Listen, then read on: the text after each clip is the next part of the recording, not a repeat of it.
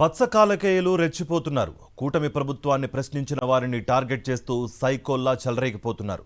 ఓవైపు వైఎస్ఆర్సీపీ నేతలే టార్గెట్గా అక్రమ అరెస్టులు కొనసాగుతుండగా, మరోవైపు లోకేష్ సైకో టీం కూటమి నేతలకు గిట్టని వాళ్లపై అసభ్యకర పోస్టులు పెడుతూ పైశాచికత్వాన్ని ప్రదర్శిస్తోంది. ఇటీవల గుంటూరులో వైఎస్ఆర్సీపీ అధినేత వైఎస్ జగన్మోహన్ రెడ్డిపై అభిమానంతో ఆయన కలిసి సెల్ఫీ తీసుకున్న చిన్నారి కుటుంబాన్ని సోషల్ మీడియాలో ట్రోలింగ్తో కూటమి కాలకేయులు వేధించి హింసించారు. అభం శుభం తెలియని చిన్నారి గుంటూరులో పర్యటించిన జగన్ను మామయ్య అంటూ ఆప్యాయత కనబరచడం పచ్చ సైకోలకు జీర్ణం కాలేదు. ఆ పాపతో పాటు ఆ చిన్నారి కుటుంబాన్ని టార్గెట్ చేస్తూ వారిని వేధించేలా పోస్టింగులు పెట్టారు పచ్చ కాలకేయులు. ఈ ఘటన మరొక ముందే తాజాగా విశాఖలో వైఎస్ఆర్సీపీ మహిళా నేత రోజారాణిని పచ్చమొక్కలు సోషల్ మీడియాలో ట్రోల్ చేస్తూ వేధించారు.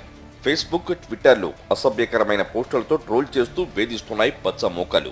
సభ్య సమాజం తలదించుకునేలా సోషల్ మీడియాలో పోస్టింగులు పెట్టారు పచ్చ సైకోలు.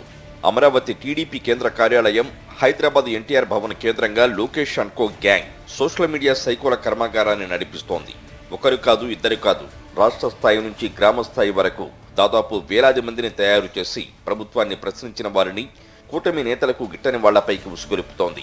హైదరాబాద్లో మొదలైన ఈ ఉన్మాద మూక మూలాలు అమరావతి, బెంగళూరుతో పాటు విదేశాల దాకా వేళ్లూనుకున్నాయి. కూటమి ప్రభుత్వాన్ని ప్రశ్నించగానే అసభ్య పదజాలంతో విషం చిమ్మేలా ఆ ఉన్మాద నెట్వర్క్ను వ్యవస్థీకృతం చేశారు. జుగుస్పాకర ఫోటోలు, అసభ్య వీడియోలను నిత్యం సోషల్ మీడియాలో గ్రామ స్థాయి వరకు సర్క్యులేట్ చేసేలా కూటమి ఉన్మాద నెట్వర్క్ వ్యవహరిస్తోంది. టీడీపీ జీతగాళ్ల ముఠాలో ప్రతి జిల్లాకు ఓ కన్వీనర్, ఆయనకు అనుబంధంగా 2-3 కో కన్వీనర్లను పెట్టుకున్నారు. ప్రతి శాసనసభ నియోజకవర్గానికి ఒక కన్వీనర్, 5-6 కో కన్వీనర్లు, మండలానికి ఒక కన్వీనర్, 2-3 కో కన్వీనర్లను పెట్టుకున్నారు. వీరంతా సోషల్ మీడియా లోకేష్ సైనికుల్లా చలామణి అవుతున్నారు. మరోవైపు పోలీసులు కూటమి నేతల పోస్టింగులపై ఎలాంటి చర్యలు తీసుకోవడం లేదు. వైఎస్ఆర్సీపీ నేతల టార్గెట్గా అక్రమ కేసులు బనాయిస్తూ అరెస్టులు చేస్తున్నారు. తప్పుడు పోస్టింగులు పెట్టిన వారిని వెంటనే అరెస్ట్ చేయాలని రోజారాణి డిమాండ్ చేశారు. ఫేస్బుక్, ట్విట్టర్లో పోస్టింగులతో వేధిస్తున్నారని ఆమె వాపోయారు.